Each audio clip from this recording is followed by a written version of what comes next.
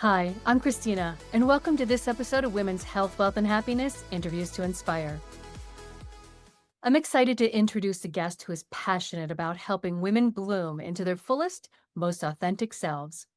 As the co-author of Sanity Savers, Tips for Women to Live a Balanced Life, she guides women towards fulfillment in their personal lives and life work. Her work focuses on empowering others to shift their mindset and embrace growth, even during life's challenges, so they can bloom from within. Please join me in welcoming success transformation coach and strategist, Barb. It's such a delight to be here and with you and talking to women about health, wealth, and happiness. I've been in this coaching world for a long time, in and out of it, which is part of my backstory about blooming, because we have to hold that belief and flush out all our weeds. We could talk more about that so that we can really be our authentic selves and live authentically. And I had to do that in my own life. My background is an attorney, and we tend to default or go back to that or have a belief system about that of our own success. So I like to say we can all redefine our own success. And I do that with my seeds for success, my little formula for success.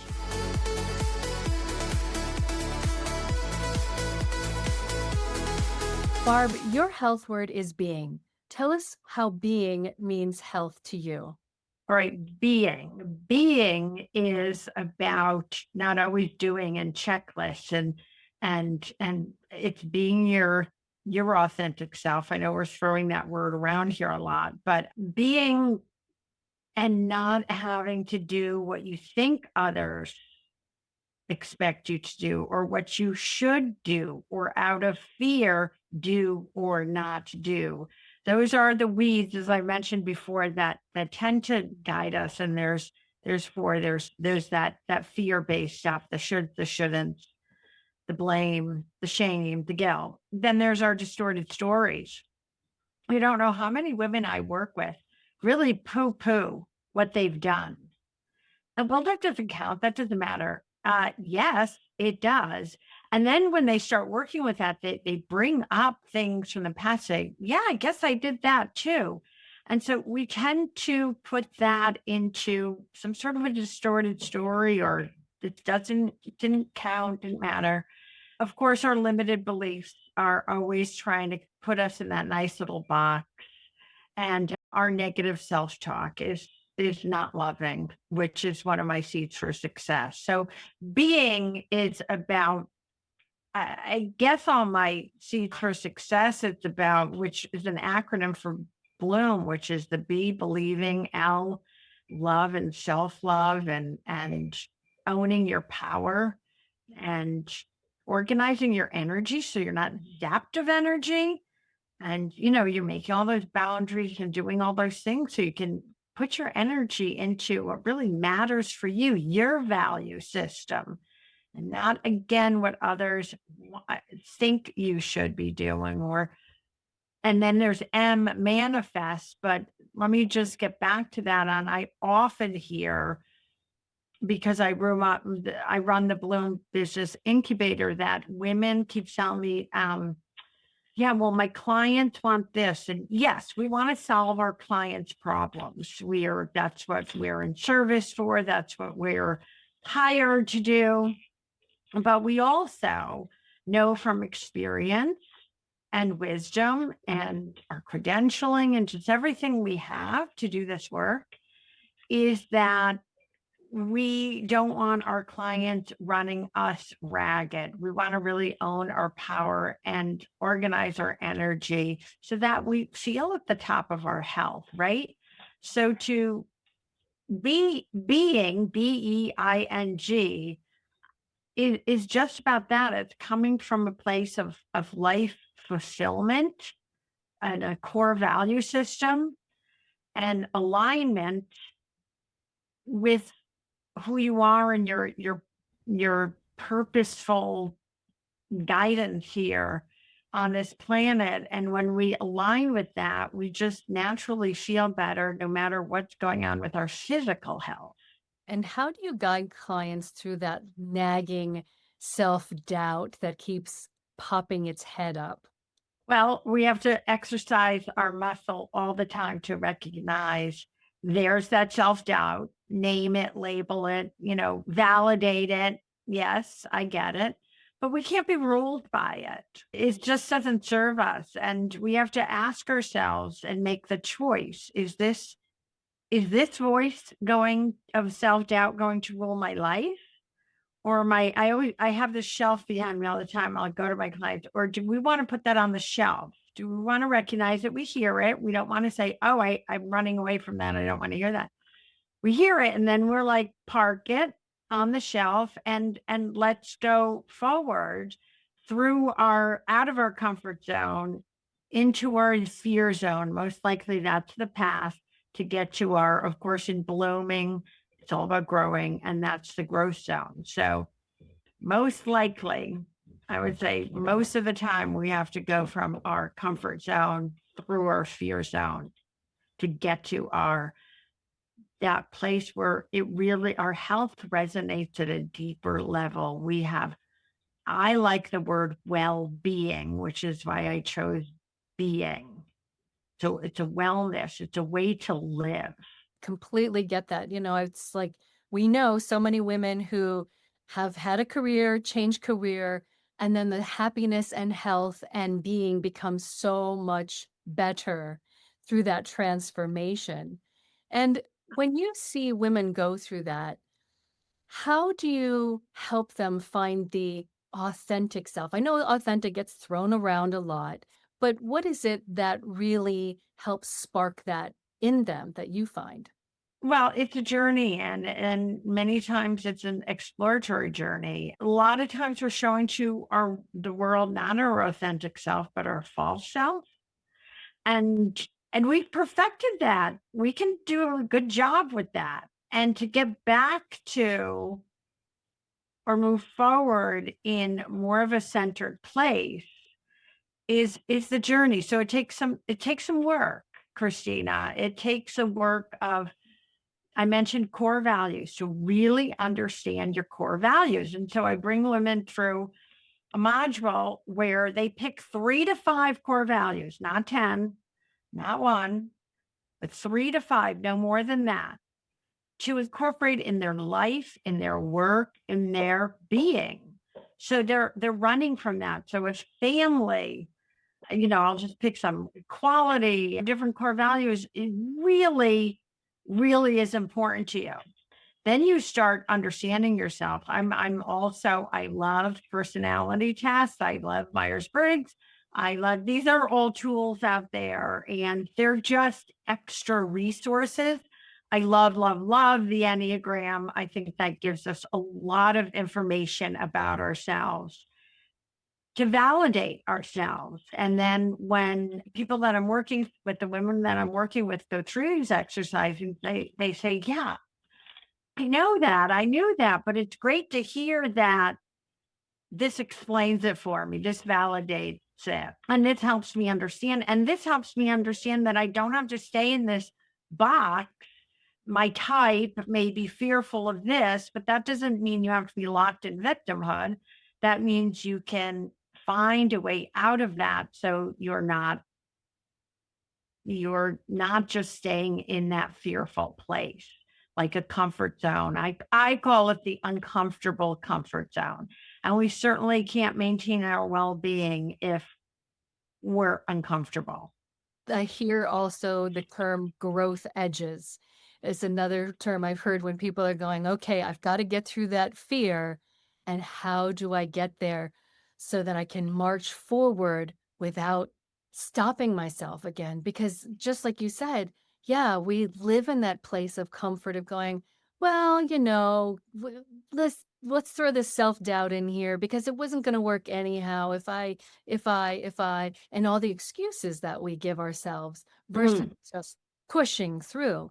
So I know you see that a lot. How do you get through that and get someone to open that door to push themselves past? Or give them an example of a story. Sometimes gingerly, you know, it it all depends on the individual. Sometimes they need a slow, they're all on a transformative journey. Some people have to take it slower than others. I'm one of them. I am one of them that cannot change gears too fast. I have to almost sit with, this really isn't working for me to switch gears. I call a swirl. I say I'm a serial swirler, but when we stay in that self doubt, we do a swirl, right? We're swirling around, or what's going on, or we're a toe dipper, or we're like a start and stop and starter. We start something, we stop it, we start and stop. We can do a hard stop. So when that self doubt comes, understand your own process and that you may need a lot of support through it. I certainly, is one. Some people can, I feel like I'm more of an emotional being. So that all the emotions get in the way too. So, to again weed through all that is part of the journey. So I say first you have to start just recognizing it. Awareness is the key to then unlock the door. Once you're aware, may happen again. Don't beat yourself up and say, I did that again, or I'm not moving forward because of this reason, or I did this stupid mistake. No such thing. It's okay. The question out there should be, how can I do this differently next time? Do you have an example that you could share with us of someone you've watched through that transformation? Oh, you're putting me on the spot. Well, myself, for sure. Somebody that I coached and I've known for a long time, and to watch her transform and write several books and go on and speaking and all and going through that. I can't really do that. Yeah, you can. I'm not I hear a lot. Well, I'm not an expert. Imposter syndrome creeps in a lot, and say, well, we're all on a journey to be some sort of an expert. You can be an expert in your own niche or in a small area because we're all a spoke on the wheel. We all have something to contribute.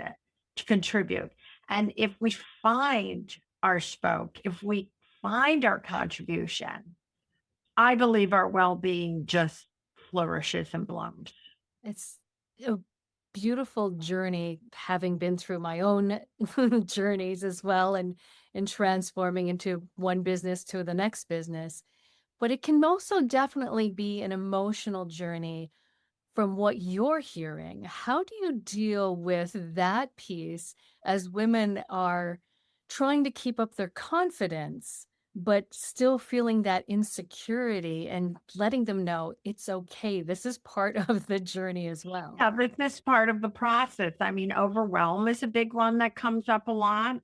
And if I see somebody really in overwhelm, it's like, just again, put something on the shelf, go out, enjoy yourself in a total different way than focusing on this. You're overwhelmed. There's so much to do again. Be. So I revert back to the helping them be. And then once they've sorted out, once they get out of that emotion, that negative vibration of overwhelm or scattered, that's when I'm feeling very scattered. There's, again, so much to do, or I don't know what to do first, or I feel scattered. It's to try and focus on one thing at a time. I just revert back to my mediator training, coming to the one thing that, well, this is with two people. If two people are disagreeing, find the common ground somewhere. Find a place where you can start. So I try and find a place where they're not in overwhelm.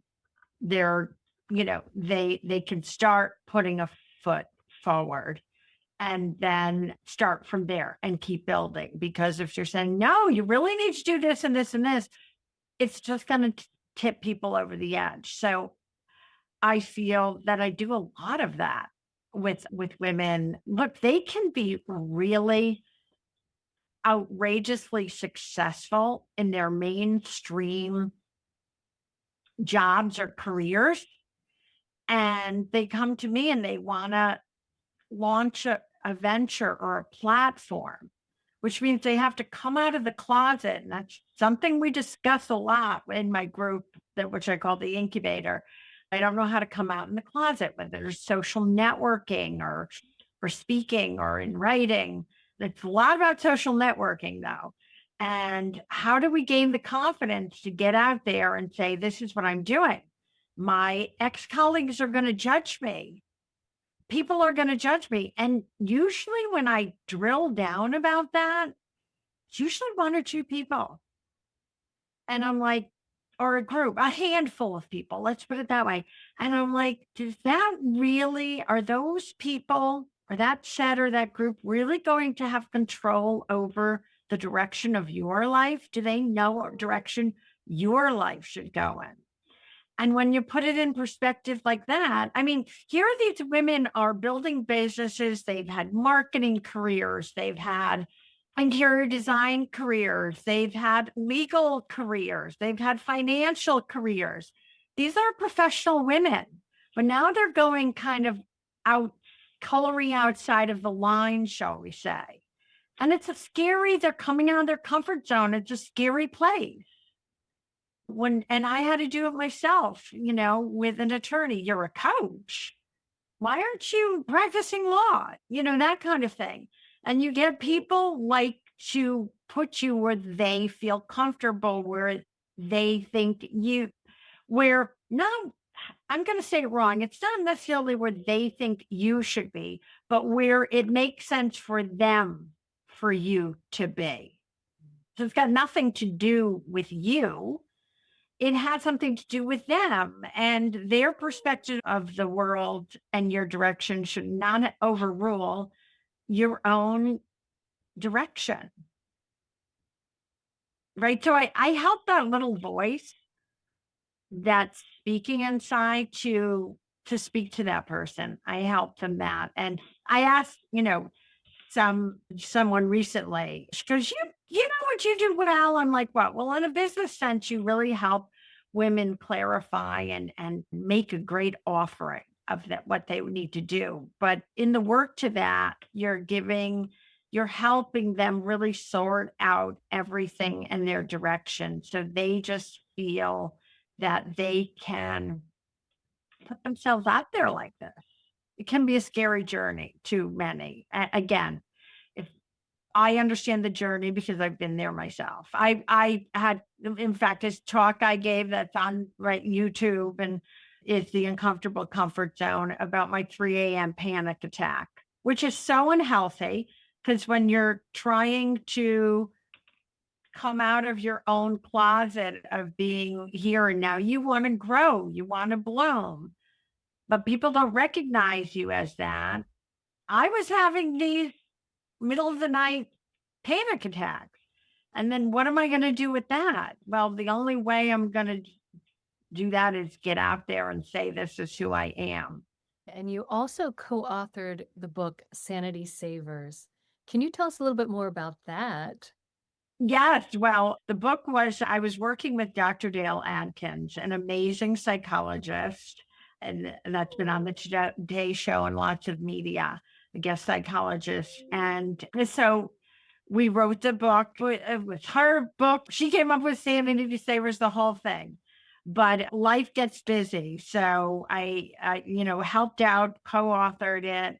And it was a fun experience, but it's all about these vignettes of how women can get off balance in all areas of our life, whether it's getting in, a little fender bender during the day to, oh my gosh, I was on this podcast, but when we wrote it, podcasting really wasn't a thing.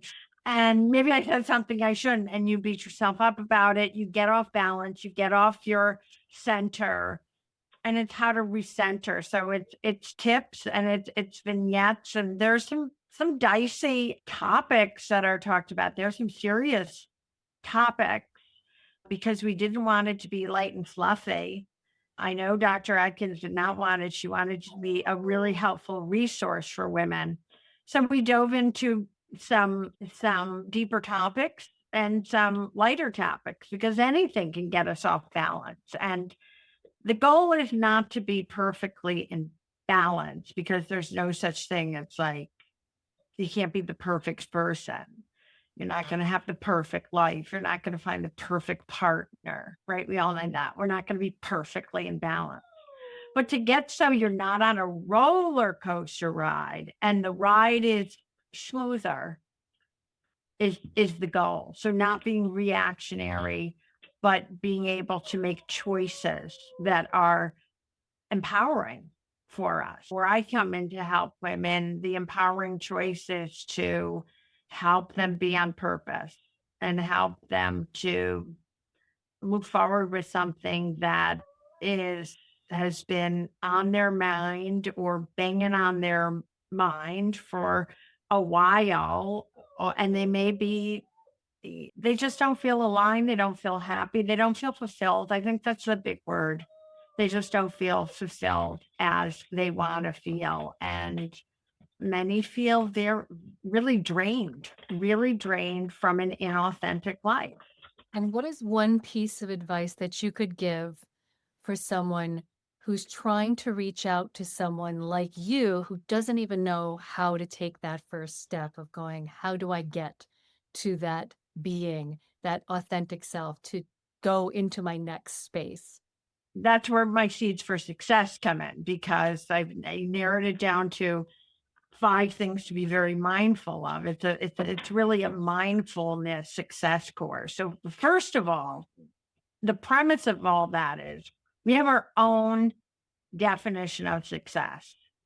And it doesn't have to do anything with dollars and cents or status or anything. So the first thing I say is you have the power to redefine your success and what that means to you. Again, go back to those core values.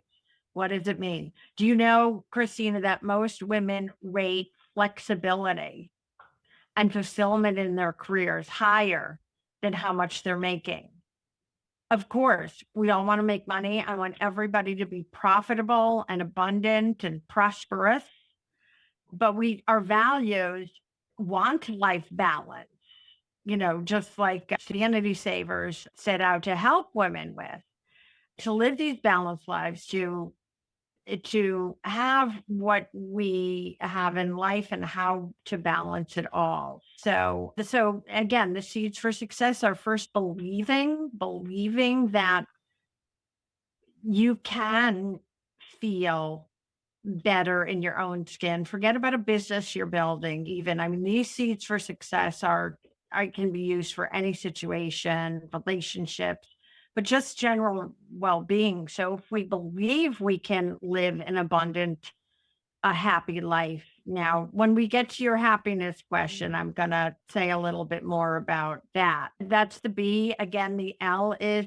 love and loving yourself, self-love, and really being kind to yourself and your best cheerleader and supporter.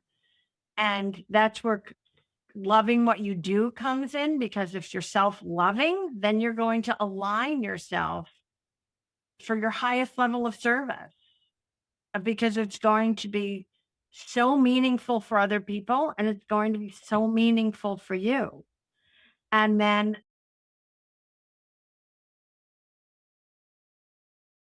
owning your power. That's one. I'm like, could you go back to my video on own your power? I'll say it. Because when we own our power, we really do know that everyone has so much power within them. And then again, organizing our energy, where it goes. How much energy do we want to put out? And what's the meaningful impact we want to derive from that? So mostly I see people. I mean, I work with men too, but I keep saying women because that's who I mainly work with. They're in the putting out a lot of energy and not getting a lot of meaningful impact. So there's a difference between impact and meaningful impact. And it's okay to start out there when we're launching things and everything. We tend to put out things, but we can't stay there. We're really going to get in burnout. So all that has to be switched into a lower energy, meaning more efficiency, more channeling your energies and better ways for our well-being.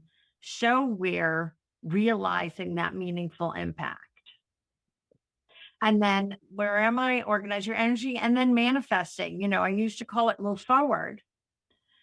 But when we use the power of manifesting, and I believe it's a science and not some wooey thing, that we keep putting out there and we keep focusing on what we want to bring forth, and we're going to change our mindset.